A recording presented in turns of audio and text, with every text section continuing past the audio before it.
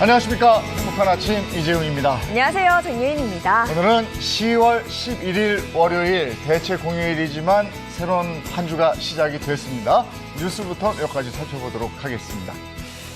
2주 연속 월요일이 대체 공휴일이죠. 그래서 전국 유명한 관광지에 사람들이 몰려들었습니다. 지난 주말 이틀 동안 5만 7천 명이 설악산과 오대산을 찾았는데요. 일주일 전 개천절 연휴 기간보다도 20% 이상 증가한 수치입니다. 방역당국은 가을 단풍철을 맞아서 야외 활동이 늘어날 것을 대비해서 다음 달 14일까지 방역관리를 강화하기로 했는데 전세버스 탑승객 명단 관리를 의무화하고 버스 안에서 춤을 추거나 노래하는 행위도 금지됩니다. 또한 국립공원공단은 등산객이 모이는 것을 막기 위한 출입 금지선을 설치하고 설악산 등 10개 명소에 임시 선별 검사소를 운영합니다.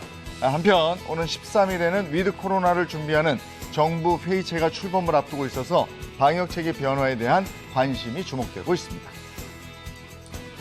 지난달 첫 확진자가 나온 마포 농수산물 시장에서 이후 이와 관련된 확진자가 90명까지 나오면서 무기한 폐쇄 통보가 내려졌습니다. 6일부터 3일간 임시 휴업을 했던 상인들은 날벼락을 맞았는데요. 휴업이 끝나는 9일부터 장사를 할 수 있다고 보고 물건들을 미리 들여놨지만 구청은 전날인 8일 저녁 7시 반이 되어서야 시장을 추가 폐쇄하겠다고 통보했기 때문입니다. 구청 측은 임시 휴업 기간에 폐쇄를 결정한 만큼 행정명령 통보가 늦은 건 아니라는 입장이며 이른 시일 안에 상인들을 상대로 3번째 코로나19 진단검사를 한 뒤 재개장 여부를 판단하겠다고 밝혔습니다. 네, 국내 시중은행의 가계대출이 연초에 금융당국이 제시한 가계대출 증가율 목표인 5%의 턱밑까지 올라왔습니다. 지난 7일 기준으로 국내 5대 시중은행의 가계대출은 703조 4,400억 원으로 작년 12월 말보다 4.9%가 늘어난 규모를 기록했습니다. 5대 은행 중에서 3곳이 목표치에서 벗어났으며 이는 집값과 전셋값 폭등이 주 원인으로 주목됩니다. 시중은행들은 영업점별로 월별 대출 금액을 정해두고 대출을 중단하는 등 앞다퉈 규제에 나섰는데요. 이런 가운데 금융당국이 지난 6일 가계대출 제한선을 6.9%라고 언급해 올해 초 권고에 맞춰 가계대출 계획을 수립했던 시중은행은 혼란에 빠진 상황입니다. 실수요자들의 성토가 이어지는 가운데 금융당국은 이르면 이번 주 대출 규제에 대한 보완책을 내놓을 예정입니다. 9일 0시 기준으로 코로나19 백신 접종 완료율은 59.1%로 국민 10명 중 6명이 접종을 완료한 것으로 나타났습니다. 백신 접종을 완료한 국민이 3천만 명을 넘긴 가운데 신규 확진자 수는 여전히 4자릿수를 기록했는데요. 이는 코로나19가 미접종자나 불안정 접종자 위주로 번지고 있기 때문인 것으로 추정됩니다. 특히 백신 접종 후 사망 등 이상 사례가 지속적으로 보고됐지만 백신과 인과성이 인정되는 경우가 많지 않아서 미접종자들 불신으로 이어지고 있는 상태인데요. 방역당국은 백신 부작용에 대한 보상 범위를 확대하겠다고 밝혔지만 아직 구체적인 방안은 나오지 않았습니다.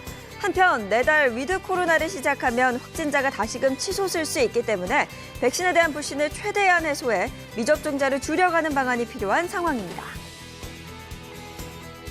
이번에는 코로나19 현황 살펴보겠습니다. 10일 0시 기준 신규 확진자는 1,594명으로 누적 확진자 수는 33만 1,500여 명으로 늘어났습니다. 한편 코로나19 백신 1차는 1,700여 명이 추가 접종을 해서 총 3,992만 명을 넘어섰고요. 2차까지 접종한 누적 접종 완료자는 총 3,042만 6,300여 명으로 집계가 됐습니다. 네, 이어서 오늘 날씨 소식 전해드리겠습니다. 대체 공휴일인 오늘 날은 다소 쌀쌀할 것으로 보입니다. 현재 전국 대부분 지역을 중심으로 비가 내리고 있는 가운데 중부지방은 오전 중으로 비가 그칠 것으로 보입니다. 한편 남부지방은 종일 비 소식 이어지겠는데요. 자세한 비의 양 살펴보시면 영동 남부와 충청 남부에 최고 60mm의 비가 오겠습니다. 더불어 서해안 지역에는 바람도 강하게 불 것으로 보이니까요. 외출하실 때 교통안전 주의하셔야겠습니다. 이어서 오늘 기온 보겠습니다. 오늘 아침 최저 기온 13도에서 22도, 한낮 최고 기온은 16도에서 23도 선이 예상됩니다. 밤 동안 바람이 강하게 불면서 기온이 뚝 떨어져 오늘 하루 종일 쌀쌀할 것으로 보이니까요. 급격한 날씨 변화 이상 없도록 건강관리 유의하시기 바랍니다. 10월 11일 월요일 행복한 아침 지금 시작합니다.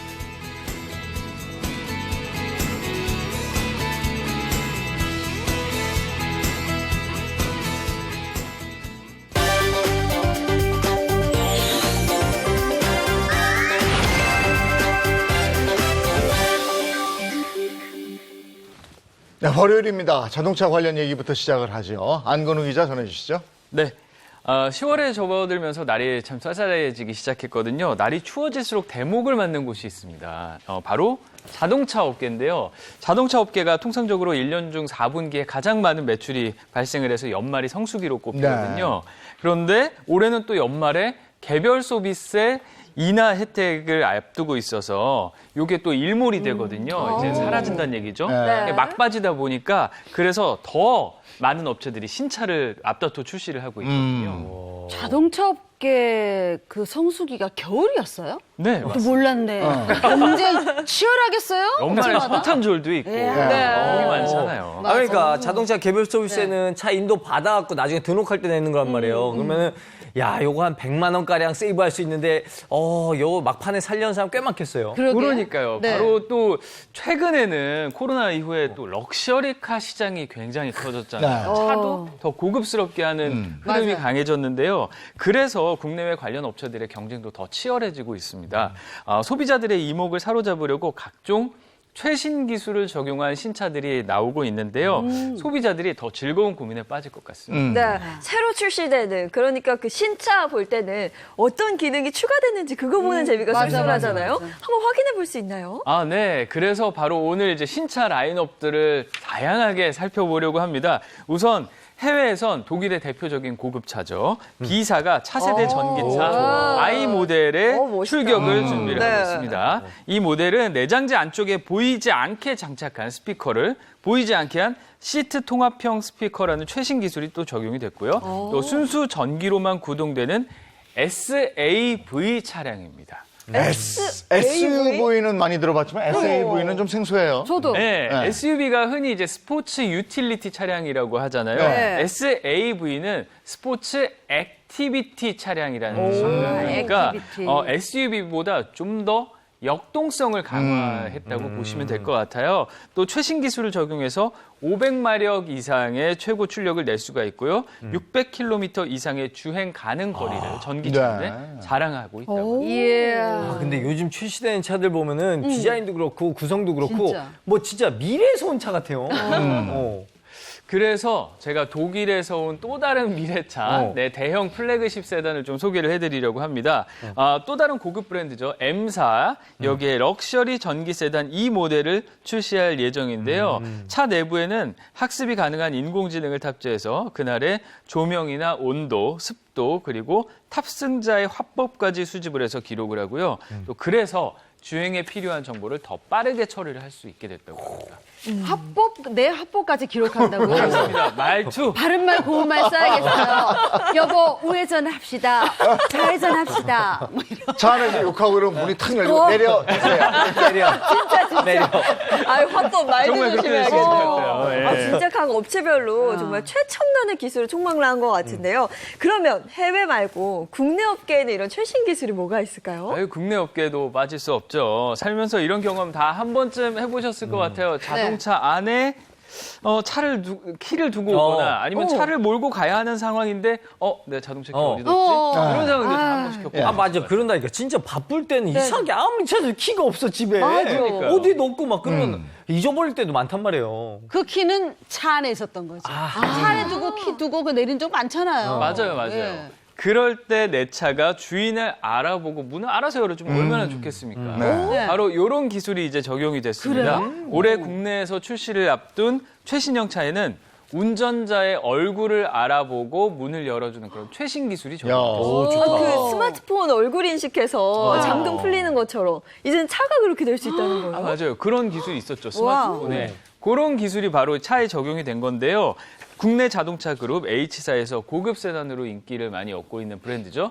G 브랜드가 지난달 새로운 전기차를 공개를 했는데요. 기존의 글로벌 완성차 시장에서 볼 수 없었던 바로 그 기술, 페이스 커넥터 기술이 적용이 됐습니다. 그러니까 손잡이를 터치를 한 뒤에 카메라에 얼굴을 인식해서 운전자가 확인이 되면 잠금이 해제되는 방식인데요. 차 내부에 지문 인식 기능도 있어서요. 시동을 걸 수 있고 또 주행까지 가능합니다. 별도의 키 없이도 자동차를 운전할 수 있게 됩니다. 야, 차 키 없이 내가 자동차에 내 차에 딱 다가갔는데 내 얼굴을 인식해서 주인님 어서 오십시오. 이거 시동이 열리고 시동까지 걸려. 근데 예. 아내하고 같이 한 차를 이용하는 사람도 있잖아요. 네네. 근데 한 명 거만 인식이 되면 그게 곤란할 텐데. 그러니까. 그럼 어떻게? 그런 경우에 대비해서 2명까지 또 인식이 될 수 있게 해놨습니다.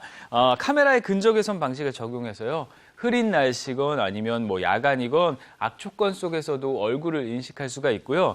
또 딥러닝, 알파고에 사용된 기술이죠. 딥러닝 기술 기반의 영상 인식 기술을 활용을 해서 안경이나 모자를 쓰더라도 딥러닝? 운전자라면 그 얼굴을 정확하게 인식할 수가 있다고 합니다. 네, 근데 또 탑승자가 누구인지 따라서 차 안에 있는 그런 모습을 바꾼다던데 그거는 어떤 그건 얘기예요? 뭐예요? 그런 경우가 있잖아요. 내 차니까 나에게 맞게 모든 걸 다 적용을 해놨는데 또 다른 사람, 아내가 운전할 때는 또 아내가 거기에 맞게끔 시트를 사진을 바꿔주는 그렇습니다. 바로 그런 기술인데요. 차가 그런 정보를 기억을 해서 탑승자에 맞게 자동으로 조절을 해주는 겁니다. 인식을 해서. 예를 들어서 뭐 남편의 얼굴을 차에 인식을 하면은 남편이 차에 타면 거기에 맞게 운전석과 운전대 위치, 또 헤드업 디스플레이, 사이드 미러를 조정을 해주는 거죠. 그래서 마치 차가 진짜 뭐 옛날에 전격 제트 작전처럼 네, 그렇게 알아서 키트가 야. 자동차의 운전자에 맞게 예. 그렇게 조절을 해주는 겁니다. 그러면 저 차가 나오면 이제 이혼율도 좀 낮아지고 그러겠네. 누가 탔어? 그런가요? 그렇게 연관되는 건가? 걸려. 차가 나를 알아보고 나에게 맞는 그 형태로 세팅을 해주는 거잖아요. 맞습니다. 무리하게 급 다이어트하면 안 되겠다. 모두가 다르다. 이 사람이 또 성형을 해버리면 못 알아볼 거 아니야. 한 순간부터 얼굴 고치면 안 돼. 성형 위험하네. 그게 아무튼 교감할 수 있는 거니까 참 좋은 것 같아요. 맞습니다. 네. 요즘 최신형 차들은 이 교감을 가장 중요하게 생각을 하고 있습니다. 더 똑똑해지고 있는데요. 그래서 제가 오늘 준비한 영상을 보시면 과연 이 기능이 뭘 교감하기 위해서 생긴 기능인지 그런 게 또 궁금해질 수 네네. 있거든요. 이 영상 함께 보시죠. 오. 네, 동그란 구 형태의 크리스탈이 뭐지? 보이실 겁니다. 네네. 시동이 꺼졌을 때는 무드등이 켜져 있다가 운전자가 시동을 켜면은 돌아간다. 회전을 해서 이렇게 오. 다이얼 모양으로 바뀝니다. 그리고 멋있다. 주행 모드며 후진 모드까지 운전 상태를 직관적으로 알려주고 있는데요. 요거 뭐 하는 걸까요? 저거- 짐작은 가실 것 같아요. 저거 저거 기아, 약간 기아. 이거 보니까 기아 그쵸. 변속기네요. 기하다. 그러네, 변속기. P자 있잖아, 지금. 맞아. 맞습니다. 네, 크리스탈 스피어라고 불리는 전자 변속기인데요. 전기차는 엔진음이 전혀 없잖아요. 네. 그러니까 시동이 걸렸는지 아닌지 모르는 경우가 많거든요. 네네. 그래서 요 크리스탈이 회전하는 걸 보고 얘가 시동이 걸렸구나. 요걸 알 수가 있고요. 아하. 또 후진 기어를 넣거나 변속을 하면 크리스탈 색깔이 변해서 미세하게 다른 진동을 전해줍니다. 그래서 내가 지금 변속이 어떤 상황인지를 알 수가 있게 됩니다. 이게 드라이브 D 모드하고 후진 뭐 R 모드 요거 헷갈려 하지 않겠어요, 이제는? 그렇죠. 운전할 때 이제 핸들 다음으로 우리가 기아 조정을 많이 하는데 하죠. 그렇죠. 어떤 진동으로 기아가 어느 위치에 있다는 걸 느끼면 운전이 훨씬 편하겠네요. 그렇죠. 진짜 그리고 알아서 보니까 해주네. 너무 예쁘지 않아요? 그러니까 저 예쁘네. 크리스탈도 예쁘고 맞아. 탁 돌아갔을 때 모양도 너무 네. 예쁘네요. 저거 다 다이아로 만들었으면 좋겠어. 우리 그런 거 좋아하죠. 많은 사람들이 저 크리스탈 스피어에 대한 호평을 하고 있더라고요. 죄송합니다. 네, 그리고 더 놀라운 기술이 하나 또 남아 있습니다. 최신 스마트폰이 자동차의 스마트폰을 또 스마트 키를 대체하는 시대가 됐잖아요. 나 그래서 너무 오네는데. 국내 S전자, 네, S전자의 폴더블 폰과 국내 자동차 업계 H사가 협업을 해서 스마트폰의 디지털 키를 최초로 적용을 했습니다. 네. 기존 디지털 키와 다르게 초광대역 무선 통신을 사용을 하고요. 그래서 차 문에 스마트폰을 직접 접촉하지 않고도요. 차에 가까이 다가가기만 해도 편리하게 문을 열 수가 있습니다. 괜찮네. 또 필요한 경우엔 가족이나 지인 최대 3명에게 키를 안전하게 공유를 할 수가 있고요. 이 기능은 연내에 무선 소프트웨어 업데이트를 통해서 제공될 예정입니다. 이 기능이 적용되면 얼마나 더 편해질지 운전자들이 진짜. 정말 많이 주목하고 있어요. 핸드폰 잃어버리면 안 되겠어. 그러니까요. 아, 이게 무선 업데이트도 된다 그러면은 이거 차량 업데이트도 혹시 그러면 무선으로 다 되는 건가요? 서비스 센터 안 가도 네. 그게 사실 스마트폰 업데이트할 때 무선으로 다 되는 게 참 편리하잖아요. 네. 이제 차도 그런 기술이 적용되는 와. 시대가 됐습니다. 무선 소프트웨어 업데이트 항목은 내비게이션이나 뭐 헤드업 디스플레이 정도만 그동안 가능을 했거든요. 그런데 이번에는 최신형 차량엔 차량 전반으로 확대가 돼서요. 브레이크, 에어백, 첨단 운전자 보조 시스템 같은 주요 전자장치에 대한 업데이트도 다 이제 무선으로 가능하게 됐습니다. 그래서 별도의 서비스 센터에 가지 않아도 항상 늘 always 최신 기술이 적용된 상태를 유지할 수가 있습니다. 네. 저는 이런 거 들을 때마다 정말 건강하게 오래 살아야겠다 생각해요. 그렇죠. 날이 갈수록 이렇게 편한 기술들이 나오니까. 맞아요. 아니 정말 자동차가 어디까지 진화할까요? 네. 나중에는 어디 이제 딱 가다가 대기해. 그리고 그냥 딱 갔다 오면 와 진짜 전격 옛날 제트 작전 같이. 맞아. 나 그런 거 있었으면 좋겠다. 어? 야, 학원에서 딱 애 좀 데리고 와. 킥 나와. 차가 딱 나오고. 그렇지, 나 그렇지. 대신 MC 좀 봐줘. 그건 안 되지. 그건 안 되는구나. 아 놀라운 자동차의 진화 확인할 수 있었습니다. 좋은 정보 고맙습니다. 네. 자 이번에는 우리 주위에서 일어나는 사건 사고를 법의 관점에서 한번 해석해 보도록 하겠습니다. 그 법이 알고 싶다.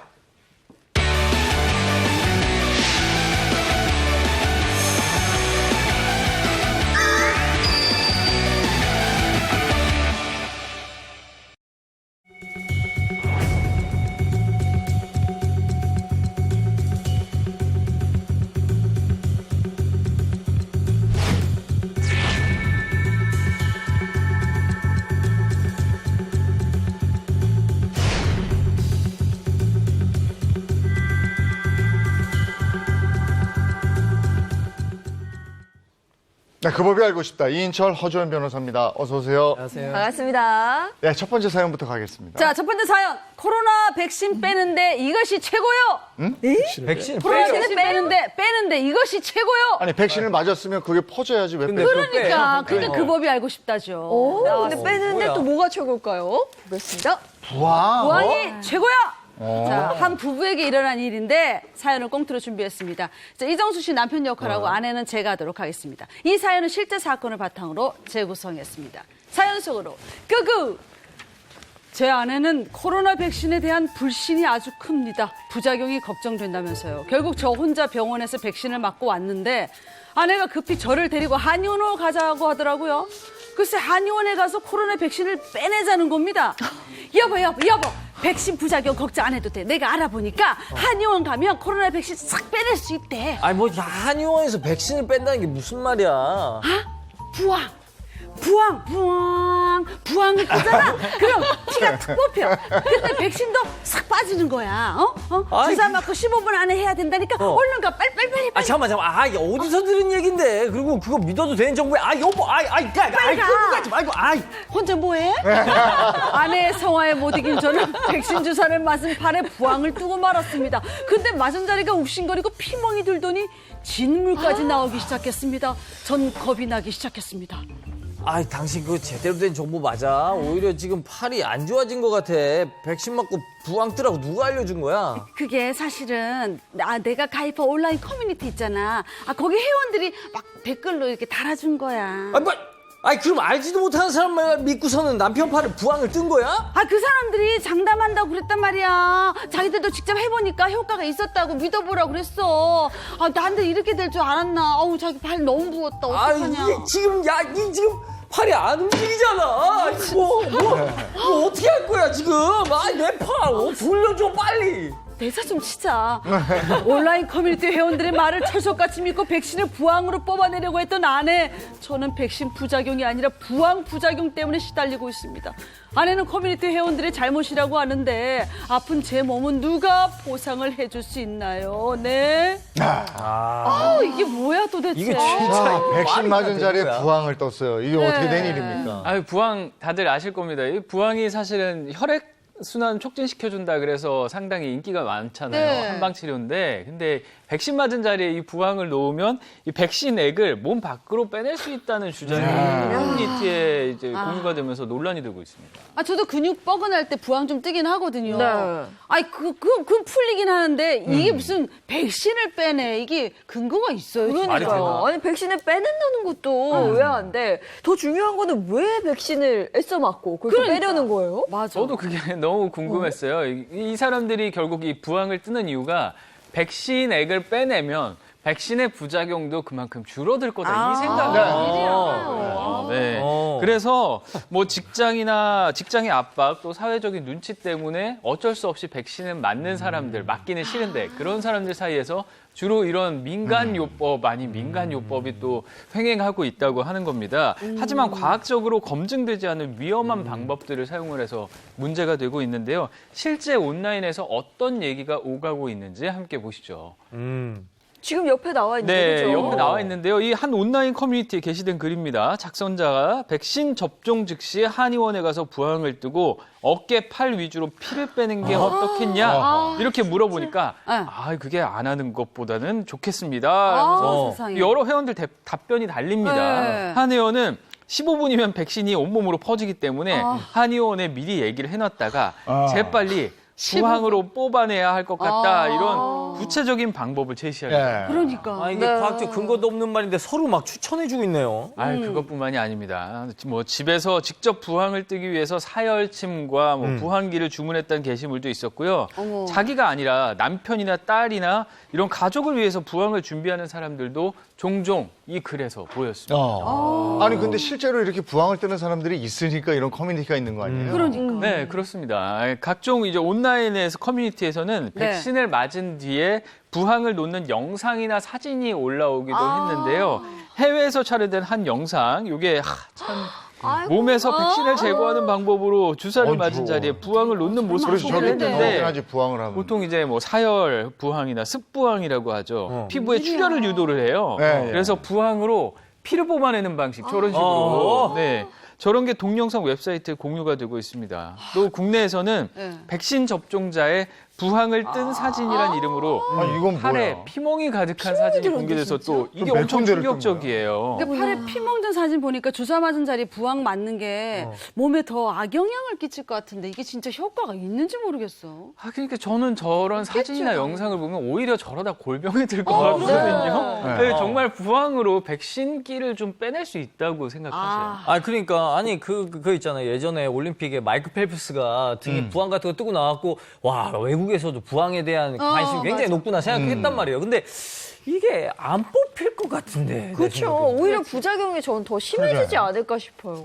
네, 말씀하신 것처럼 백신의 그 기운을 부항으로 빼낼 수가 없습니다. 없고요. 그렇지. 백신은 근육에 직접 주사하는 방식이고 부항은 지방층에 작용하는 거라서 이미 전혀 상관이 없고요.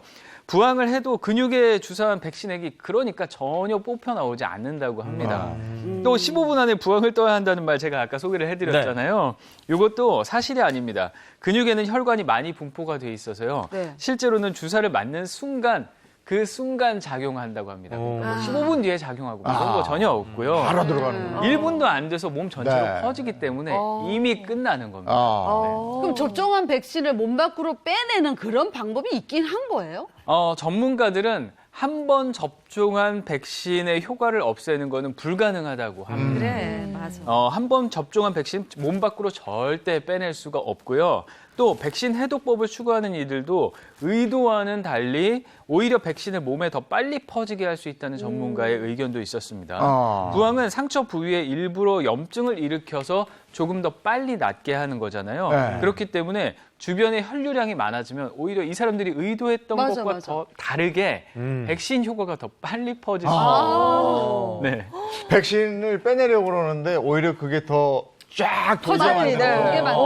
근데 아까도 보니까 이 부항 뜬 자리가 좀 안 좋아 보이던데 부작용 우려도 있을 거 아니에요? 그러니까 이게 사진 보기만 해도 너무 아파 보이잖아요. 너무 무서워. 부작용 가능성 물론 존재합니다. 네. 2차 감염이라고 하죠. 전문가들은 집에서 흔히 혼자 주사를 놓거나 아니면 부항을 뜨다가 2차 감염에 노출해 노출될 수 있다 그런 의견을 내놨는데요. 백신 부작용을 걱정하는 그런 마음은 이해가 되지만 네. 몸에 더 안 좋은 영향을 끼칠 수가 있어요. 혹시 감염이라도 되면 저거 어떻게 봐. 하겠습니까? 네. 그러니까 주사 부위에 부항을 뜨는 거 절대 안 되겠습니다. 네. 절대로 해서는 안 되는 행동이고요. 그런데 한편으로도 생각해 봤을 때는 이렇게 무모한 행동을 한다는 건 그만큼 이 백신 접종에 대한 우려도 크다. 이렇게 해석이 될 수 있을 것 같은데요. 그러니까 제 주변에도 백신을 아직 안 맞았는데 회사에서 자꾸 너 백신 안 맞냐? 맞았어? 언제 맞을 거야? 이게 자꾸 물어봐서 좀 압박에 시달린다 그러더라고요. 이게 알레르기나 기저질환 있으신 분들은 백신 맞는 거 조금 두려워하긴 하거든요. 네. 근데 직장에서 그렇게 강압적으로 얘기하면 이거 안 될 것 같은데요? 직장뿐만 아니라 사실 국가에서도 강제는 안 됩니다. 뭐 우리나라가 뭐 사회주의 독재 국가도 아니고 뭐 자유민주주의 사회 아닙니까? 맞아요. 근데 사실 강제하는 것도 어려워요. 안 맞겠다는 사람 억지로 끌고 가지고 억지로 주사 놓을 수 있는 것도 아니고 생각할 수 있는 게 뭐 구속이라든지 처벌 그런 걸 생각할 수 있는데 우리 법에는 이제 자발적으로 동의한 사람에게 맞도록 규정이 되어 있습니다. 따라서 국가도 회사도 이제 독촉이나 이제 강제하면 안 되고요. 다만 이제 자발적으로 권유를 할 수 있겠죠. 근데 저는 이런 생각이 들어요. 제가 실제 상담했던 건데 어떤 부모는 이 자녀들이 모든 백신을 맞지 않도록 하는 경우도 있어요. 막 부작용이 걱정된다고. 네. 오히려 그게 과학적인 근거가 없기 때문에 그런 경우 친권이 제한이 될 수도 있거든요. 그러니까 네. 가급적이면 백신을 맞는 게 좋다고 생각이 됩니다. 네. 아니 근데 이런 회사도 있대요. 백신 안 맞은 직원이 코로나19 걸리면 손해배상 청구하겠다. 뭐 이런 얘기하는 회사도 있다던데 이거 안 되지 않아요? 그렇죠. 뭐 백신 단순히 미접종했다고 해서 손해배상 청구하는 거 너무 과도하죠. 우리가 이제 뭐 예를 들어서 명백하게 방역수칙을 위반한 경우, 예를 들면 사회적 거리두기 인원을 제한을 위반을 했다거나 아니면 확진자 동선을 고의로 숨겼다거나 이럴 때는 이제 고의나 과실이 인정돼서 손해배상 청구를 할 수 있는 거지. 백신 접종 같은 경우에는 내가 몸이 안 좋으면 접종을 미루거나 안 할 수도 있는 건데 단순히 백신 접종을 하지 않았다는 이유만으로 손해배상 청구를 한다는 것은 좀 과도하죠. 네. 같은 이유로 이제 회사에서 불이익을 주는 것, 예를 들어서 뭐 해고를 한다든가 징계를 한다든가 이 자체로 부당해고나 부당 징계가 될 가능성이 높습니다. 그렇기 때문에 이런 불이익 두려워서 본인 몸 상태 생각 안 하고 무조건 접종부터 하지는 마시고요. 전문가와 상의를 하셔가지고 내 몸 상태나 기저질환 여부 이런 것들 충분히 검토를 하신 다음에 백신 접종 여부나 시기를 조율하시는 것이 현명하실 겁니다. 네. 백신 부작용에 대한 걱정들이 많기 때문에 맞아요. 그만큼 또 가짜 뉴스도 많아요. 이 백신 부작용을 치료하는 방법은 이런 게 있어요 하고 막 나오는 맞아, 게 있는데 맞아. 어떤 것들이 있어요? 네, 부작용을 걱정할 수는 있어요. 근데 그걸 걱정을 넘어서 확인되지도 않은 방법으로 이거를 없애려고 하니까 그게 더 큰 문제가 되는 거거든요. 온라인에는 백신에 암을 유발하는 독성 물질인 산화그래핀이 들어가 있다는 주장이 많았습니다. 그래서 이 온라인 게시물에서 있었던 얘기입니다. 네. 산화그래핀이 자석에 붙으니 큰 자석을 들고 가라. 뭐 이런 주장도 있었어요. 뿐만 아니라 백신 부작용 뭐 치료법을 정리를 하면서 네. 좋은 술, 담배가 산화그래핀 배출에 효과적이라는 근거 없는 주장. 이거 좋은 맞는 술, 주장인지 담배? 모르겠지만 네, 그런 주장이 제기되기도 했습니다. 아니 그냥 봐도 엉터리 주장 같긴 한데 근데 그런 이 독성 물질이 실제로 있긴 한 거예요. 유언비어입니다. 네. 땡이고요. 자석으로 성분을 없애려면 백신 안에 자석이 있는 그런 성분이 있어야 하잖아요. 네. 전문가들은 백신은 생물학적 물질이기 때문에 자성을 띤 물질은 들어있지 않다고 합니다. 또 산화그래핀이란 물질이 백신을 구성하는 물질이라는 것도 정확하게 밝혀지지 않은 상태고요. 한마디로 가짜 뉴스입니다. 그러니까 부항이 뭐 백신 빼는데 좋다 카더라 해서 막 글을 올렸잖아. 그러니까 사람들이 쏠깃해서 따라들 많이 했잖아요. 네. 그랬다 건강이 안 좋아졌어. 그럼 처음에 가짜 뉴스를 유포한 사람이 책임져야 되는 그래, 거 책임져야지. 아닙니까 이거?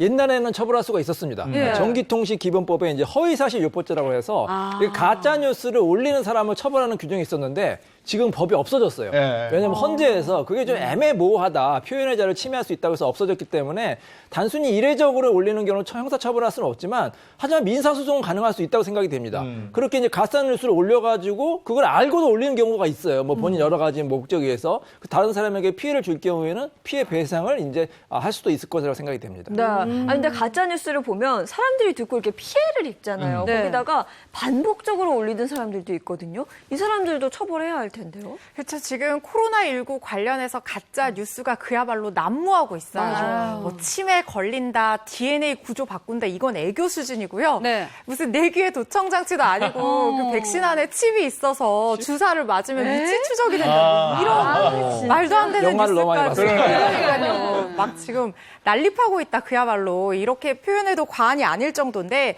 경찰이 이런 가짜 코로나 뉴스를 단속을 해봤더니 지난 2년간 관련 사건만 해도 100건이 넘는 189건이나 된다고 하고요. 검거된 유포자만 293명에 달한다고 합니다. 근데 이런 단순한 가짜뉴스 유포 뭐 카더라 뭐 이랬대 이것까지 다 처벌할 수 있는 규정도 없고 네. 이걸 하나하나 처벌한다는 것도 현실적으로 좀 어렵죠. 그런데 이게 어떤 나쁜 목적을 가지고 반복적으로 행해졌을 때는 네. 충분히 문제가 될 수 있어요. 예를 들어서 다른 사람 명예를 훼손하려고 이런 허위 사실을 적시해서 명예훼손을 했다. 이런 경우에는 정보통신망법 70조 요 위반이 될 수 있고요. 그리고 또 이제 이익 목적, 그러니까 다른 사람에게 손해나 이익, 자기 자신에게 손해나 이익을 보게 하려는 목적으로 이런 허위 뉴스를 유포했다. 이럴 때는 전기통신기본법 47조 행위에 해당이 돼서 뭐 벌금형 선고받을 수도 있고요. 심하면 징역형까지도 선고받을 수 있습니다. 그래서 이런 가짜뉴스 유포하는 일은 절대로 없어야겠습니다. 야, 우리 코로나19 초창기에 얼마나 이런 가짜뉴스 많았습니까? 맞아. 그리고 이게 창궐하기 시작되는 그 즈음에서도 또 엄청나게 흉흉한 가짜뉴스들이 있었거든요. 어떻게 보면 코로나19보다도 더 우리 사회를 혼란하게 하는 가짜뉴스 이런 것에 현혹되지 않으시길 당부드리겠습니다. 자, 다음. 자, 두 번째 사연은요. 네. 누가 내 카드를 복제했어요? 누가 내 카드를 복제했어요? 누가 그랬을까? 박수림이가. 내가? 또 박수림 예전에 이런 뉴스 좀 있었는데. 있었는데 누가 그랬을까요? 보겠습니다. 자, 이 사연도 꽁트로 준비했습니다. 배달원 역할은 이정수 씨가 하고 손님 역할은 제가 하겠습니다. 이 사연도 실제 사건을 바탕으로 재구성했습니다. 사연 속으로 고고! 평소 떡 부러진다고 칭찬받는 제가 다름 아닌 제가 그런 일을 당할 줄은 꿈에도 몰랐습니다. 전 주말이면 배달 음식을 시켜 먹는 편인데 그날도 평소처럼 음식을 받은 후에 음식값을 결제하려고 배달 기사에게 카드를 건넸습니다. 그런데 카드에 뭔가 문제라도 생겼는지 결제를 한참이나 하더라고요. 이상하다. 이게 왜 안 긁히지, 이게? 아저씨, 제 카드에 무슨 문제라도 생겼어요? 아니, 뭐, 큰 문제 아니고, 여기가 고층 아파트라서 그런지 전파가 안 잡혀갖고, 이거, 진짜. 고층 자꾸 아파트요? 예? 여기 반지한데요. 맞다. 엘리베이터 타고 내려왔구나. 그렇구나. 잠깐만요.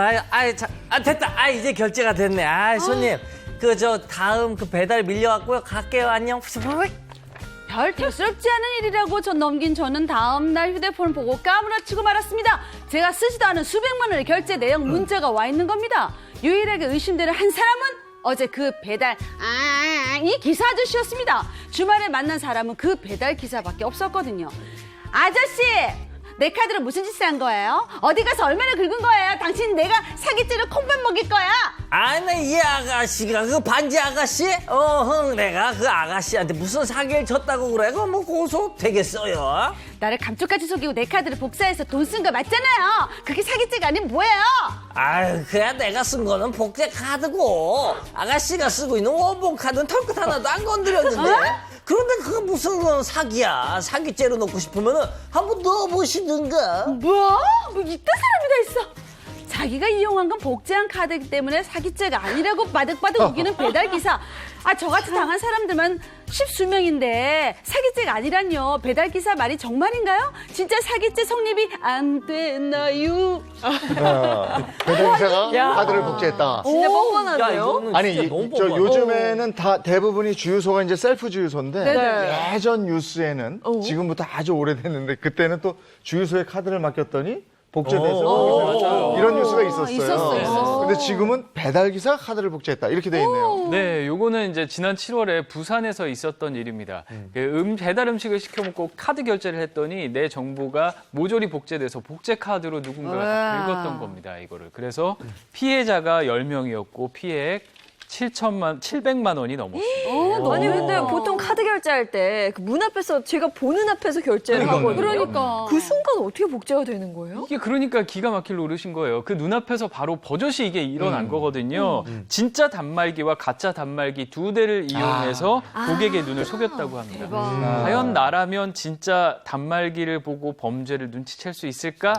요게 범행 현장에 찍힌 CCTV 영상이 있거든요. 요걸 보고 한번 판단을 해보시죠. 오, 어떻게 하는 거야? 네, 부산의 한 카페 영상입니다. 네. 보라색 옷을 입은 배달기사 음식 들고 들어오는데요. 고객에게 음식 건네고 자 카드를 받아서 첫 번째 단말기에 긁습니다. 그런데 결제가 제대로 안 됐어요. 옆에서 보고 있잖아요. 있는데 모른다니까. 자 목액은 두 번째 단말기에 꽂아서 자 카드 결제 저거 어떻게 알아요? 마칩니다. 누가 알겠냐고. 그러니까. 자, 하지만 아무도 모르지. 배달 기사가 들고 있던 단말기 중 하나는 신용카드 복제기였고 고객의 카드 정보 그대로 넘어가고 말았습니다. 아, 이게 둘 중에 하나는 가짜였던 건데 어떤 게 가짜인 거예요? 여러분 구분하기 힘드시죠? 네. 저도 못하겠어요. 배달 기사가 처음에 손에 들고 있던 단말기로 긁었죠. 네. 요 단말기가 가짜였고요. 두 번째로 목에 걸고 있던 게 진짜였습니다. 고객의 정보를 먼저 빼낸 다음에 결제가 안 됐다고 거짓말을 하고 나서 그 뒤에 진짜 단말기로 결제해서 고객을 안심시킨 거죠. 그러니까 눈 뜨고 코 베인다 그러잖아요. 그러니까 고객의 눈앞에서 대놓고 범행을 저지른 거잖아요. 그렇습니다. 누가 내 앞에서 그 기사가 그렇게 할 줄 그렇지. 누가 알았겠어요. 아니, 근데 뭐 이렇게 카드를 복사하는 건 아니지만 결제 오류가 나서 여러 번 저는 본 적이 있거든요. 그럼요. 실제로 자주 있어요. 복제 당한 거 아니야? 아 그건 아닌 것 같아요. 하나로 계속 한 단말기에서 계속. 그러면 그렇습니다. 피해자도 바로 이런 이유로 인해서 범죄 사실을 전혀 인지를 하지 못했습니다.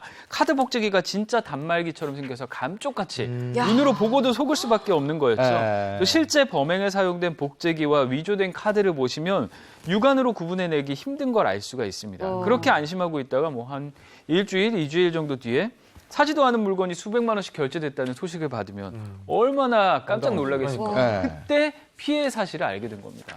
근데 이거 보니까 딱 한 번 했는데 걸렸어. 이건 아닐 것 같아요. 맞아요. 아예 가지고 다니면서 한 걸 보니까 네, 몇 번 네. 했을 것 같은데. 자연스럽게 너무 그러면 이렇게 뻔뻔하게. 해가지고 그 카드를 썼다는 거죠. 네, 그렇습니다. 이렇게 범죄를 저지른 배달 기사가 총 5명이었거든요. 동네 선후배 사이로 서로 안면이 있던 사이였습니다.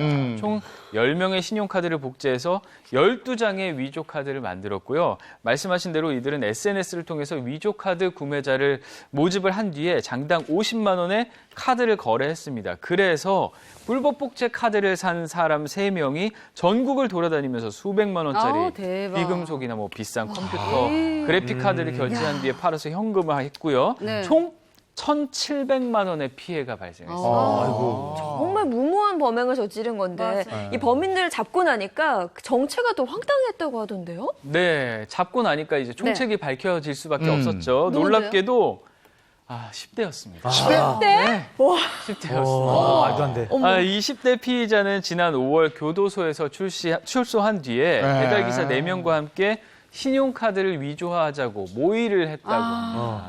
그래서 경찰은 그렇게 신용카드를 복제한 배달기사 5명과 이들에게 카드를 사간 3명까지 총 8명을 입건을 했고요. 이 가운데 4명을 구속했습니다.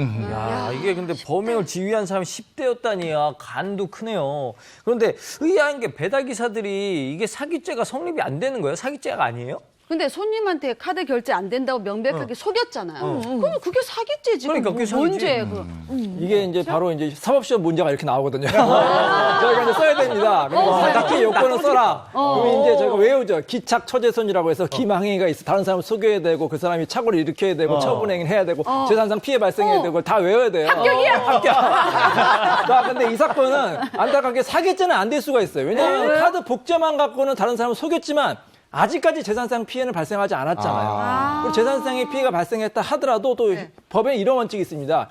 일반법과 특별법이 있을 경우에는 일반법 대신 특별법이 적용이 되거든요. 그래서 형법상 사기죄는 안 되고 특별법이 적용이 되는데 그거는 우리 허 변호사님이 설명해 드릴 거예요. 그러니까 그런 방법으로 배달 기사를 처벌할 수 있다는 거군요. 맞습니다. 너무 잘 설명을 해주셨는데 바로 여신 전문 금융업법이라는 특별법이 적용이 되는 거예요. 여신? 네, 이제 어렵습니다. 근데 이제 여신 전문 금융업법 제70조에 보시면 이렇게 신용카드를 위조하거나 변조한 행위 내지는 이렇게 위반 위변조된 신용카드를 부정한 목적으로 사용하거나 판매하는 행위는 7년 이하의 징역이나 5천만 원 이하의 벌금에 처해진다는 규정이 있어요. 그래서 이번 사건에도 바로 이 특별법의 규정을 적용을 해서 이 배달 기사들을 처벌을 할 수가 있게 되는 거죠. 야, 근데 이번 사건의 총책이 10대였다는 것도 너무 충격인데 이런 카드 복제와 관련해서 10대의 범죄가 유사 범죄가 또 있다면서요? 예, 중학생들이요. 놀랍게도 중학생들이 카드 위조를 했는데 어떻게 했냐면은 개인 정보를 이제 사는 경우에 사고 팔고 한대요. 단돈 3만 원에 사가지고요. 그거를 이제 카드를 만들어가지고 60장을 만들었다고 합니다. 그래서 뭐 노래방, PC방 이런 데서 흥청망청 썼는데 무려 2억 원을 사용했는데 이들을 잡고 보니까 다 중학생들이니까 너무 놀라운 일인 거죠. 중학생들이 카드를 위조해서 2억을 쓴다. 이건 실합니까 진짜? 어떡하면 좋아. 우리 아들뻘인데. 그러니까요. 진짜 놀라운데 네. 근데 이게 범죄 수법이 뭐 치밀하거나 뭐 대단한 게 아니에요. 왜냐하면 카드 위변조가 생각보다 굉장히 쉽다고 합니다. 네네. 이 카드 뒷면에 보시면 마그네틱 선이 있잖아요. 네네. 거기 이제 정보들이 저장이 돼 있는데 이걸 어떤 기계를 이용해서 읽거나 빼내는 기계가 있어요. 스캐너라고 불리는 기계인데 이게 시중에서 15만 원 정도만 주면 누구나 쉽게 구입을 할 수가 있다는 거예요. 그래서 이 기계를 이용하면 불과 10초 만에 위조 카드를 뚝딱 만들어낼 수가 있게 된다고 합니다. 그래서 이 중학생도 호기심에 이걸 해봤는데 이게 결제가 되는 거예요. 그러니까. 얘가 신이 난 거죠. 이 친구 저 친구 철딱서니 없이 불러들여서 야야 이거 된다 해가지고 그만 피해 규모가 커지고 피해 금액도 이렇게 눈덩이처럼 불어나게 된 겁니다. 이 범인이 4개월 만에 잡혔는데 경찰도 잡고 봤더니 중학생인 것도 놀랍지만 이 아이가 뭐 학교도 그냥 성실하게 잘 다니고 있고 그야말로 우리 주변에서 너무 흔하게 볼 수 있는 평범한 중학생이었던 거예요. 어른들이 보기에 정말 놀랄 수밖에 없는 거죠. 근데 이게 그만큼 위변조가 쉽다 보니까 이런 철없는 청소년들이 범죄 유혹에 빠지기도 쉽고 또 나쁜 목적을 가진 범죄 집단이 악용하기도 쉬워서 그동안 문제라고 지적이 많이 되어 왔습니다. 저는 이번 이 사건이 신종 범죄인 줄 알았는데 이건 카드 복제가 새로운 수법이 아닌 거예요? 이재용 아나운서 옛날 얘기 해주셨지만 그 주유소에서도 이런 일 많이 일어났었잖아요. 사실 이게 새로운 수법은 아니고요. 오래전부터 위험에 노출되어 왔습니다. 카드 결제를 할 때는 보통 이제 단말기에 꽂는 IC 칩 방식이 있고 또 마그네틱을 긁는 두 가지 방식이 있잖아요. IC 칩 결제 같은 경우는 도용이 어렵습니다. 그런데 마그네틱 결제 방식은 말씀하신 대로 복제가 손쉽고 아주 보안성이 취약해서 위변조가 종종 발생해 왔고요. 실제 2013년에도 서울의 배달기사 2명이 손님의 신용카드를 복제해서 수백만 원어치 금반지를 산 사건이 있었고요. 2008년에는 또 택배업체 직원을 가장해서 신용카드를 복제해간 사건도 바로 이 마그네틱 복제 방식을 통한 범죄였습니다. 오래전부터 이런 범죄가 있었네요. 그럼 불법 복제 막으려면 아까 단말기 뭐 IC칩? 네, 맞습니다. 그런 식으로 바꾸면 되잖아요, 결제 방식을. 그러니까요. 그걸 바꾸기 위해서 지난 2018년부터 도입된 게 바로 이 IC칩 방식인데요. 하지만 이제 현실적인 비용 문제가 있습니다. 그래서 마그네틱 단말기를 여전히 사용하는 곳들도 있거든요. 그래서 복제에 대한 위험을 완전히 차단할 수는 없는 상황이고요. 그래서 내 카드가 어떤 단말기에 사용되는지를 평소에 좀 꼼꼼하게 보실 필요가 있고요. 정상적인 결제 단말기가 아니라 복제용으로 조악한 리더기에 좀 사용이 되는지 어쩔 수 없이 마그네틱을 사용할 때는 꼼꼼히 보시는 분이 그럼 그 사연으로 돌아와서 이 손님 같은 경우는 그냥 배달 음식 한번 시켰을 뿐인데 그렇죠? 100만 원 넘는 금액을 내게 생겼잖아요. 이거 뭔가 구제할 수 있는 방법 없어요? 그러니까 여신전문금융법에 보면은 이제 카드가 위변조된 경우에는 신용카드 회사가 책임지도록 규정이 돼 있는데 단 조건이 있어요. 우리 소비자, 피해자가 어떤 잘못이 없어야 됩니다. 규책 사유가. 예를 들어서 이 카드 같은 경우에 함부로 비밀번호를 알려주거나 다른 사람에게 빌려주는 경우 그런 경우도 있잖아요. 그리고 카드를 받으면 반드시 뒷면에 서명을 하셔야 됩니다. 그리고 피해자가 그걸 입증을 해야 돼요. 그래서 저 같은 경우에는 카드가 오면 바로 사진을 찍습니다. 앞면 사진 찍고 뒷면에 서명한 거 사진 찍고 서명도 좀 복잡하게 하셔야 돼요. 따라할 수 없게. 그리고 또 중요한 게 있습니다. 만약에 신용카드가 부정 사용되면 띵동하고 문자가 오잖아요. 그때 바로 신고를 하셔야 됩니다. 신고를 하지 않으면 이제 피해 배상을 받을 수 없을 수 있으니까 신속하게 신고하시기 바랍니다. 카드사에서 피해를 다 책임지는 거네요. 그러면 다시는 이런 일을 당하지 않기 위해서 뭐 좀 예방을 해야 될 것 같은데 어떤 방법이 있을까요? 그렇죠. 일단 배달앱 이용하실 때 네. 제일 좋은 거는 현장 결제보다는 온라인상에서 즉시 결제하시는 게 제일 안전하겠죠. 맞아요. 그리고 이게 마그네틱 정보를 그 선에 있는 정보를 빼가고 입력하고 하는 구조로 범행이 진행이 되다 보니까 네. 이게 긁어서 결제하는 방식보다는 ICC, 그러니까 꽂아 넣어서 꽂아서. 결제하는 이런 거 좀 잘 보셔야 되고 결제하실 때도 만약에 긁는다고 하면 리더기 한 번 더 살펴보시는 이런 주의를 기울이시면 좋을 것 같고요. 그리고 만약에 내 카드가 이렇게 위변조된 상황이 의심이 된다. 네. 내가 쓰지 않았는데 결제됐다고 문자가 날아온다. 그러면 바로 카드사에 전화를 하셔가지고 분실 도난 신고를 하셔야 돼요. 그러면은 이 카드를 사용할 수가 없게 되니까 추가 피해를 예방할 수가 있게 되는 거죠. 맞아요. 그리고 같은 신고 절차를 통해서 아까 말씀하신 이 변호사님께서 말씀하신 것처럼 그런 요건들을 갖추어서 피해 보상, 부정 사용된 금액을 보상받으시는 것이 좋을 것 같습니다. 네. 자, 요즘은 특히 그 국민지원금 쓴다고 카드 이렇게 직접 긁는 네. 경우가 많잖아요. 맞아요. 사실 근데 저희가 뭐 리더기 본다고 다 알 수 있는 건 아니지만 그렇지. 그래도 뭔가 이런 피해가 있다는 거는 알고 계실 필요가 있을 것 같습니다. 일단은 그런 일이 있을 때 바로 대처해야 되는데 네. 내 카드가 어디 쓰이고 있는지도 모르고 있으면 안 되잖아요. 맞아요. 그래서 문자 발송 서비스는 알림 신청을 해야 되겠죠. 네, 네. 그게 신청을 안 하면 또 안 되는 거 아니에요? 맞아요. 그죠? 네. 그거 꼭 신청을 하세요. 저도 어떤 카드는 오는데 어떤 카드 안 오는 게 있거든요. 네. 지금 신청을 해야 되겠네. 그래서 이런 사고를 당하지 않으셨으면 하는 바람입니다. 네. 자, 사건, 사고를 법의 관점에서 해석해봤습니다. 고맙습니다. 고맙습니다. 지금까지 너 키우느라고 내 인생 없었어, 알아? 너도 내 딸이잖아. 근데 어떻게 남들보다 나를 더 이해를 못해줘?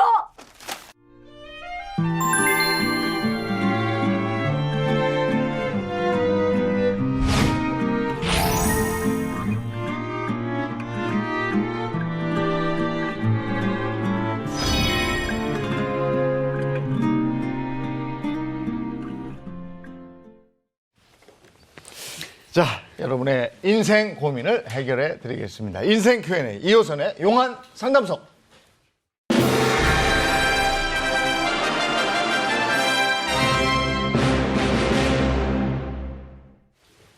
네, 2호선 전문가입니다. 어서 오세요. 안녕하세요.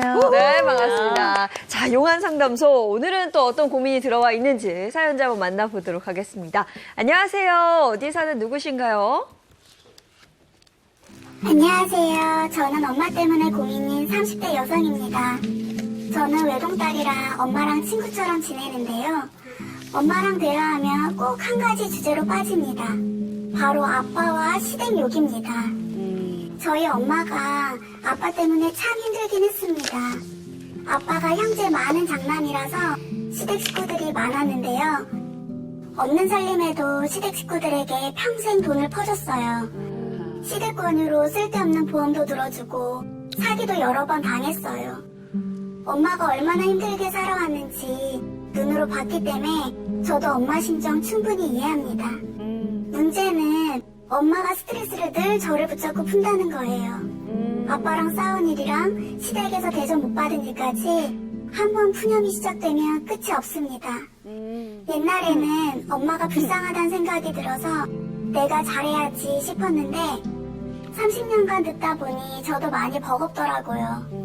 어느 날은 나한테 그런 얘기 좀 그만하라고 하니까 내가 너 아니면 어디다 말하겠냐. 딸이 있으니까 이런 얘기도 하지. 이해 좀 해주면 안 되겠냐고 울먹이시길래 또 제가 참았습니다. 하지만 엄마한테 친척들 흉을 너무 많이 들어서 친척들이 불편해졌고요. 아빠랑 관계도 서먹해졌습니다. 남자나 결혼에 대한 불신도 커졌고요. 이제는 제가 엄마의 감정 쓰레기통인가 하는 생각까지 듭니다. 저는 어떻게 하면 좋을까요? 엄마가 아빠에 대한 그리고 시댁에 대한 불만을 딸에게 퍼붓는 거군요. 네. 딸에게 막 얘기를 하는데 이 딸은 너무 힘겨운 거예요. 지금. 네. 오죽했으면 그 감정 쓰레기통이란 단어를 썼을까 싶어요. 엄마의 감정을 계속 그냥 일방적으로 본인이 받고 있다는 거죠. 맞아요. 뭐 누군가 이야기를 들었을 때 어떤 분들은 생각할 겁니다. 아니 그래도 자식인데 어떻게 저런 얘기를 하나 이런 생각이 드신 분들도 계시고 네. 그 딸 입장에 서신 분들은 아 나도 이런 상황이야 이렇게 생각하시는 분들도 계실 텐데 먼저 이 사례를 두고 말씀드리고 싶은 건 뭐냐면 네. 이 딸은 오랫동안 이 엄마에게 굉장히 공감적인 딸이었어요. 엄마의 얘기를 충분히 들어주었기 때문에 눈물로 그 세월을 살 수밖에 없었던 이 엄마가 살 수 있었던 유일한 이유는 무엇이었는가? 딸을 통해서 항상 공감해주고 이해해주고 그 감정을 수용해주는 딸이 있었기 때문에 이게 가능한 일이었거든요.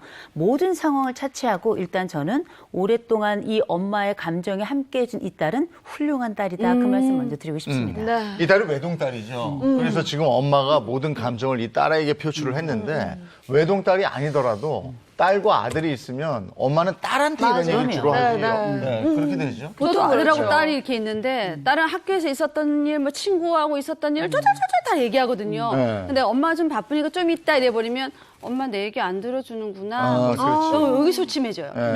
그러면 이게 대화의 문이 닫힐 것 같아요. 그러니까 딸이 와서 얘기해 줄 때 또 엄마가 얘기를 할 때 들어주지 않으면 누구한테 가서 하소연을 하겠어요. 그럼 다른 길로 빠져나갈 수도 있잖아요. 그러니까 얘기를 들어주는 것도 참 중요한 것 같아요. 근데 엄마랑 딸 이런 관계가 있는 집들은 이런 고민 분명 한 번씩은 해봤을 것 같아요. 워낙 한없이 가까우면서도 또 싸울 때는 또 엄청 싸우거든요. 맞아. 이게 흔히 우리가 이걸 밀착돼 있다 이렇게 이야기하는데요. 네. 같은 집에 살면서 같은 여자로서 성장하다 보면 내 엄마가 울고 있는 이 장면에 내가 공감하지 않을 수 없고요. 그리고 내 아버지가 보여주는 이런 흉포한 장면이 있다고 한다면 그때 나는 딸이든 아들이든 보호자 역할을 해야 될 텐데 그 역할을 장기적으로 하다 보면 사실 엄마의 눈물바지로 살아가면서 그 평생을 내 삶이 아니라 엄마의 상담자로서만 살아가야 돼. 이런 상황이 생기는데 제가 지금 현재 상담하고 있는 내담자도 이 사례는 제가 허락을 받고 말씀을 드리는 거예요. 지금 함께 저랑 상담하고 있는 내담자 같은 경우도 지금 38살인데 38세인데 38년 내내 아버지는 술에 폭력에 맞아. 엄마에 대해서 뭐 숱한 욕설, 딸에 대한 숱한 욕설 끊임없이 내보낸 이런 집인데 중요한 건 뭐냐면 그 상황에 이 엄마가 꼼짝을 못하니까 평생을 이 딸에게 엄마 어떻게 사니? 엄마 못 살겠다. 엄마는 힘들다. 엄마는 고통스럽다. 이 딸이 아버지의 폭력을 눈으로 보는 것만으로도 고통스럽지만 엄마의 이야기를 듣는 것도 자기에겐 역시 폭력처럼 느껴진다고 이런 얘기를 하면서 울며 자기의 인생을 이야기하는데 이 삶은 그냥 단순히 딸의 삶이 아니죠. 이건 누군가의 고통을 받아내는 고통바지로 지금 살고 있는 거기 때문에 이 가족 누구도 행복하지 않은 상황입니다. 네. 근데 이제 엄마가 딸한테 이렇게 얘기를 할 때 아빠, 그러니까 남편 얘기를 한다는 것은 딸은 아빠인 거고. 그렇죠. 시댁 얘기를 한다는 것은 친척이잖아, 나한테. 그렇죠. 그러면 딸은 계속 내가 못 들어도 될 얘기를 들으니까 네. 거기에 대한 부정적인 시각이 막 생길 거 아니겠어요? 불편해질 수밖에 그치. 없어요. 저희 집도 딸만 둘인데 딸들은 그런 것 같아요. 엄마가 느끼는 감정에 감정이입이 굉장히 심해요. 공감해주고. 맞아. 그래서 뭔가 엄마가 부정적으로 얘기하는 누군가를 만났을 때 괜히 불편해지는 거죠. 그 사이가. 아, 이것도 궁금하다. 그럼 딸이 둘이면 어느 딸한테 주로 얘기해요? 주로 저죠. 공감 능력이 뛰어나게 돼요. 딸한테 엄마가 얼마나 소중한 존재인지 알 수 있는 그런 일이 있었는데 그 몇 년 전에 한 SNS에서 젊은 시절에 내 나이 때 엄마를 만나면 꼭 해주고 싶은 말에 대해서 알아봤습니다. 물은 적이 있어요. 네. 당연히 엄마 이 부동산에 투자해 로또 번호 알려줄게 뭐 이런 재밌는 답변도 있었는데 네. 근데 답변자 중에 약 11%가 엄마 아빠랑 잘 때 결혼하지 마 이런 답변이 있었대요. 아유, 그러니까 아빠랑 결혼해서 헌신하지 말고 그냥 엄마 하고 싶은 걸 하면서 그냥 누릴 거 다 누리면서 살아라 이런 거죠. 네. 젊은 시절에 엄마를 만나면 해주고 싶은 얘기가 아빠하고 결혼하고 절대 결혼하지 말라. 그래도 그분들은 그 옛날 어떤 시절에는 사랑했었던. 맞아요. 네. 사랑하니까 결혼했던. 그럼 지금은 그때 사랑했던 사람과 지금 사랑하지 않는 사람과 이게 좀 슬프네. 네. 자, 평생 나에게 아빠 욕하는 엄마, 딸인 제게 딸인 게 죄인가요? 네. 이렇게 돼 있어요. 솔루션을 드리겠습니다. 자, 첫 번째 솔루션. 지금부터는 딸 자신을 지켜라. 딸 자신을 지켜라. 딸 자신을 지켜라. 이거 참 냉정한 얘기처럼 들릴 수 있는데요. 한 가지 제가 분명히 말씀드리겠습니다. 우울한 엄마의 효녀딸은 대부분 우울증 환자예요. 이건 참 안타까운 일인데 이게 왜냐하면 우울이라고 하는 게 내가 보는 것으로 생겨나기보다 반복적으로 들은 것을 통해서 귀로 우울을 흡수하는 경우가 훨씬 더 많습니다. 우리의 우울은 대부분의 사람들이 나에게 들려주는 소리를 통해서 내 마음을 통과하며 만들어진 일종의 평가의 결정체다. 이렇게 보시면 될 것 같은데 실제 우리가 이 상황이 되게 안타깝긴 합니다만 제가 한 가지 되게 좋게 봤던 건 뭐냐면 엄마에게 엄마 이제 그만해라고 이야기할 정도로 딸이 아직은 에너지를 가지고 있다는 거예요. 이 부분은 사실 상담 현장에 있어서는 굉장히 중요합니다. 왜냐하면 이게 아직은 가족 전체를 움직일 수 있을 만한 하나의 힘이 될 수 있거든요. 요거는 굉장히 긍정적이라고 보이고요. 제가 늘 드리는 말씀이 있어요. 사람은 누구나 다 감정의 그릇을 가지고 있습니다. 어떤 사람은 커요. 어떤 사람은 작아요. 그런데 누구든 이 인내라고 하는 감정이 이렇게 넘쳐가잖아요. 네. 그럼 반드시 두 가지 감정으로 나타납니다. 하나, 우울로 가거나 또 하나는 분노예요. 지금 상황 같은 경우는 엄마는 이게 장기적으로 우울로 나타나고 있는 거고요. 이제 참다 이 감정 그릇을 넘어선 딸은 이게 지금 분노로 나타나고 있는 거거든요. 그러면 여기 중에 살펴보시면 이 모두 다 감정 그릇을 가지고 있지만 행복한 사람이 누가 있냐고요. 이제는 수위를 조절할 때가 된 거죠. 네. 근데 딸이 사연 속에서 엄마한테 엄마 이제 그만해라고 말을 했는데 네. 엄마가 또 이런 얘기예요. 내가 네가 아니면 누구한테 말하겠냐. 그러면 딸은 또다시 무너지거든요. 맞지? 엄마는 나밖에 맞아, 없지. 맞아. 이럴 수 있는데 이럴 땐 또 어떻게 해요? 이게 스스로를 보호하자니 죄책감이 느껴지는 네. 거죠. 내가 엄마를 거절하는 건가? 그럼 이제 엄마는 누가 보호해 주지? 맞아, 네. 누구한테 이야기하지? 맞아. 그러니까 딸은 지금 엄마에게 매몰찬 이야기를 하면서도 다른 이면으로는 반드시 죄책감을 경험할 거고 이게 처음 있는 일이 아닐 거예요. 맞아. 그전에도 작고 크게 몇 번씩 엄마 이러지 마. 엄마 그렇게 살지 마. 혹은 엄마 나한테 이러지 마.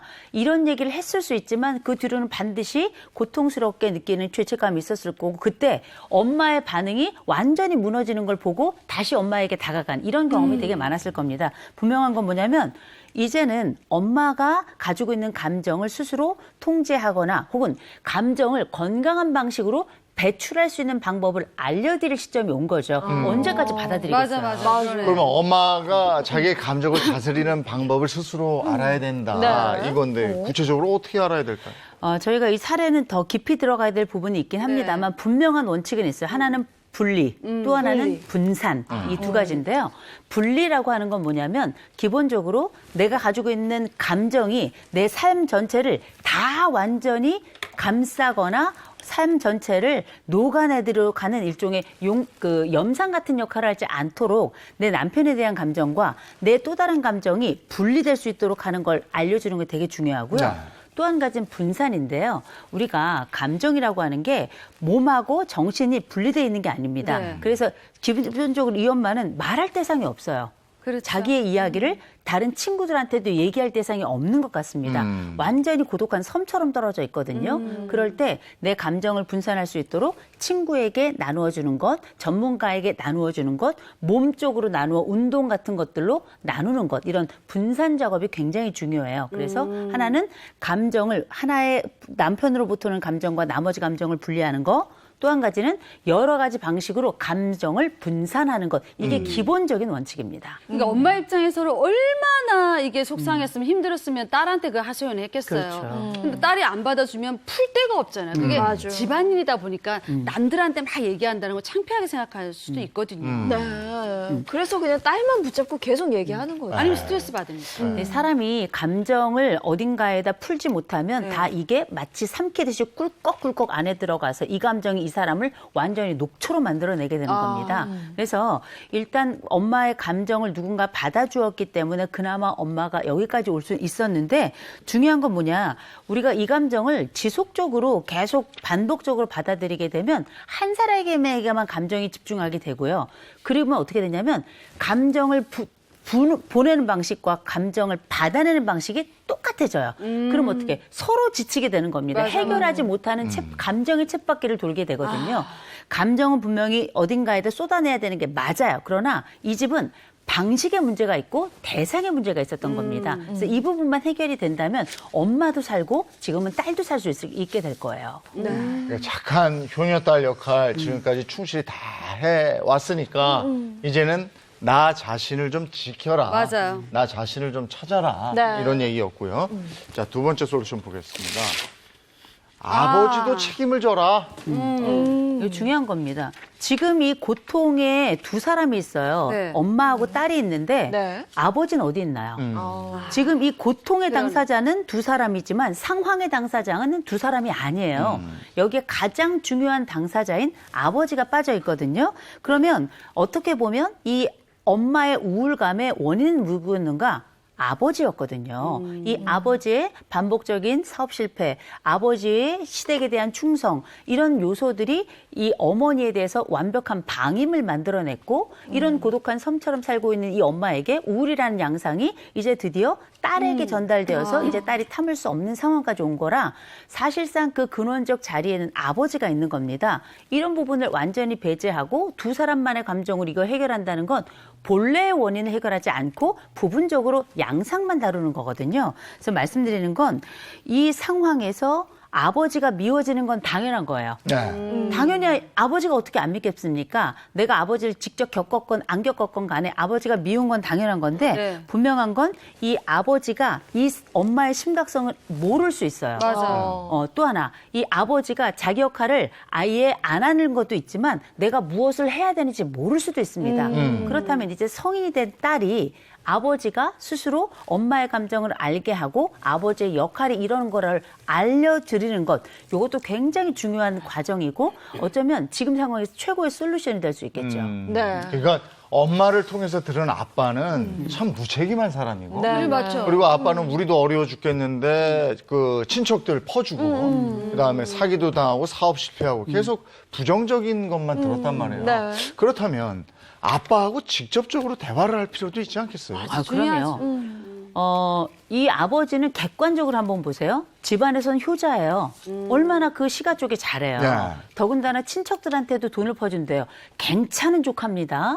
그렇죠? 또 대신에 사업적으로는 어땠을지 모르겠지만 귀가 얇고 다른 사람들에게 따뜻한 사람이 분명해요. 다만 그 모든 책임을 누가 지고 있냔 말이에요. 그렇지. 감정적으로는 아내가 지고 있고 그 감정의 책임을 딸도 지금 같이 나누고 있잖아요. 그렇기 때문에 사실 이 아버지가 나쁜 사람 같지는 않아요. 그러나 지금 현재 가장 충실해야 되고 가장 큰 피해를 입고 있는 사람들에 대해서는 알지 못하는 바라 직접적으로 아버지와의 대화를 통해서 지금 무엇이 문제인지 또 우리 가족에게 무엇이 필요한지 아버지가 무엇을 해야 하는지에 대해서 지금부터는 성인 대 성인으로 본격적인 이야기를 나누는 건 매우 중요한 과정이죠. 근데 딸들은 그래요. 아빠랑 이렇게 깊은 얘기하는 게 뭐랄까 좀 어색하고 두렵게 느끼는 경우가 많거든요. 아빠도 어색해. 그렇죠. 그래. 서로 아빠도 어색하니까 그런 자리가 마련이 안 되는 건데 아버지가 이 문제에 개입을 하게 되면 뭔가 좀 달라질 수 있을까요? 당연하죠.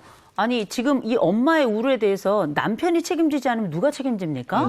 당연한 거예요. 아내에 대한 책임은 남편에게 있는 거고 남편에 대한 책임은 아내에게 있는 건데 이 딸이 지금 남편 역할까지 하고 있는 거잖아요. 네. 적절하지 않은 겁니다. 그래서 지금 아버지의 역할을 분명하게 해야 기본적으로 남편이 아내에 대해서 가져야 될 책임감도 올라가는 거고요. 기본적으로 남편에게 온 부분적인 원인에 대해서 이 아내의 안정성도 당연히 높아지고 심정적인 위로감도 거기서 얻게 되는 거고요.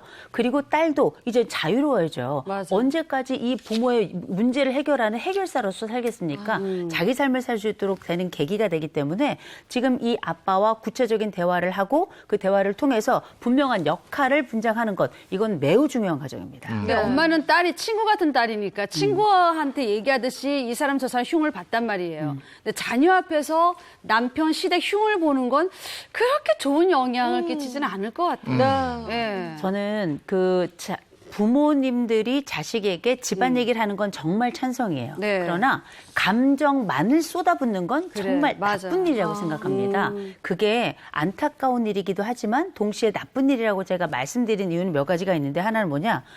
지속적으로 감정을 얘기하다 보면 감정 학습과 감정 전이가 일어나요. 그럼 무슨 일이 생기냐면 내가 겪지도 않은 일에 대해서 상대방에 대해서 아주 미운 감정을 갖거나 잘못된 판단을 하기 쉽고요.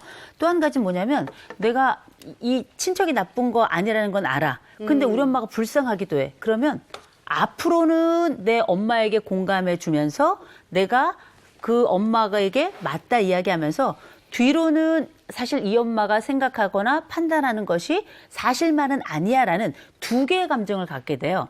성인이 돼서 두 개의 감정을 갖는 건 컨트롤이 가능합니다.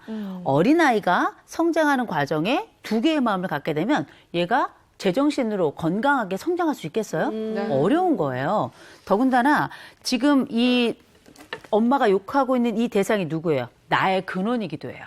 그럼 어떻게?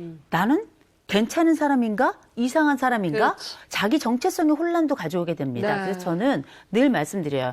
아이들에게 엄마가 니네 아버지가 이런 면도 있고 이런 면도 있어. 이런 얘기는 할 수 있어요. 그런데 니네 아버지는 이런 사람이야라고 부정적인 면으로 한 가지만 이야기한다면 이건 역시 폭력입니다. 맞아요. 그러니까 그 아버지가 요 덱 지금 상황에서 보면은 얘기를 깊게 하지 않을 것 같아요. 그리고 그냥 일반적인 집에서도요, 나이가 어느 정도 들면 아버지들이 자꾸 엄마 뒤에 숨어요. 그리고 가정일에 있어서는 자꾸 당신이 좀 나가봐, 당신이 해결해 이래요. 그러다 보면은 아빠의 상황을 아이들이 이해 못하는 경우도 많이 벌어지거든요. 아빠들도 좀 가족들하고 얘기를 좀 할 필요가 있다 이런 생각이 또 드네요. 아버지도 책임을 져야 한다. 자, 세 번째 솔루션입니다. 전문가를 전문가 만나게 만나야죠. 해라. 이거 진짜 필요할 것 같아요. 전문가.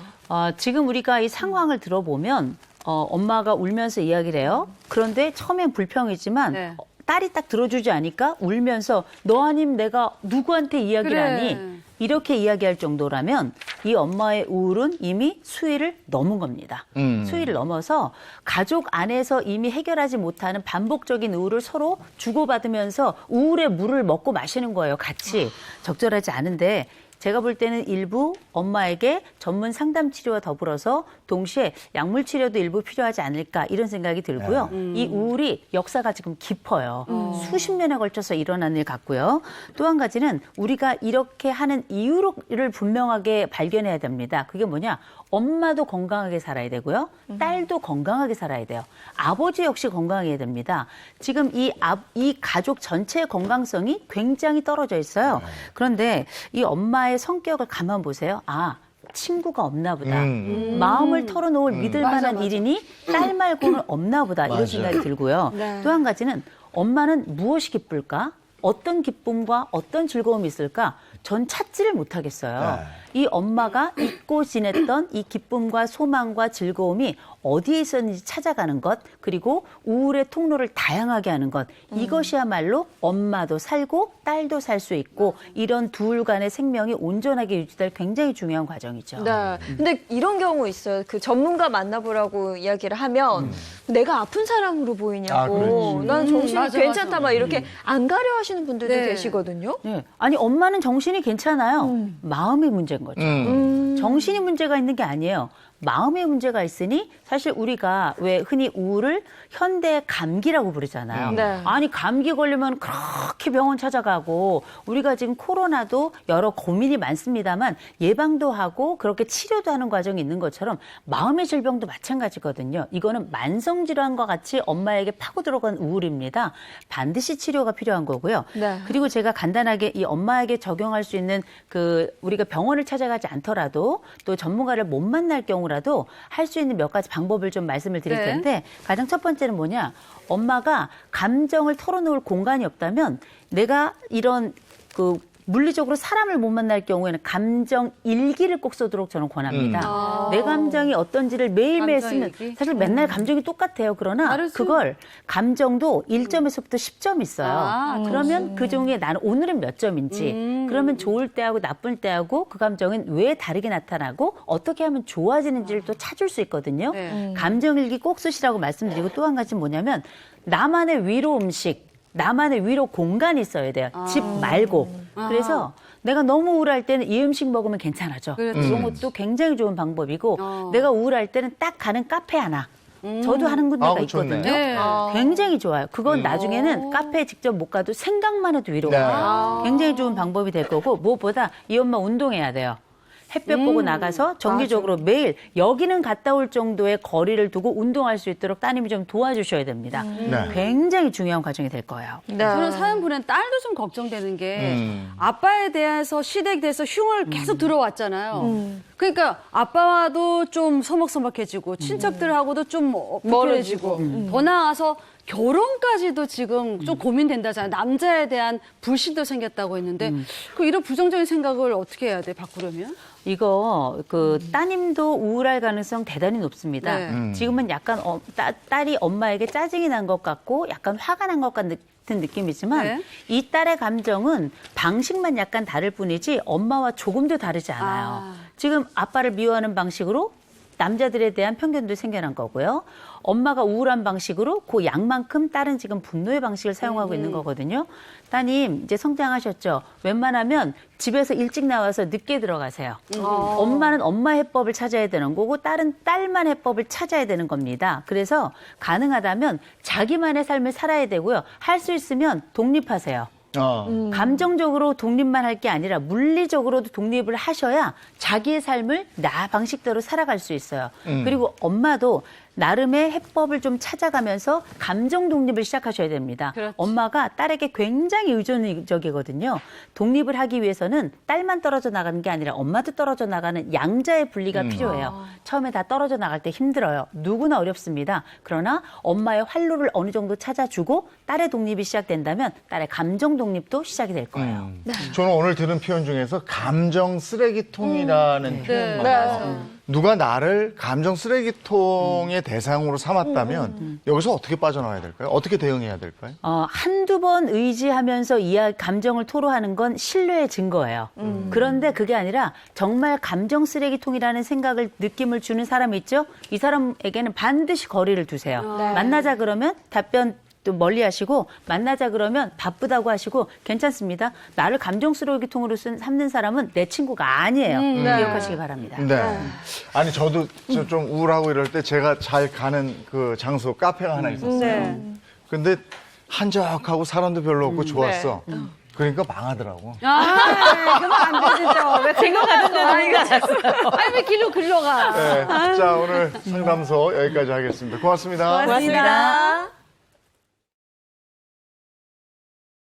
지금 시각이 8시 41분이고 저는 이제 끝낼 건데 아마 오늘 휴일이라 지금 일어나시는 분들도 계실 거예요. 네, 오늘 휴일 잘 보내시고요. 다만 이번 주부터 기온이 계속 떨어진다고 그래요. 그러더라고요. 네, 오늘 외출 계획 있으신 분들은 꼭 두툼한 걸칠 수 있는 겉옷 하나 챙겨 나가실 필요 있겠습니다. 좋은 하루 보내시고요. 저희는 내일 아침 7시 30분 더 알찬 소식 가지고 돌아오겠습니다. 행복한 아침, 행복한 하루 되십시오. 고맙습니다. 고맙습니다.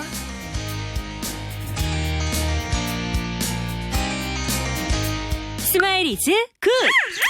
채널 A 10.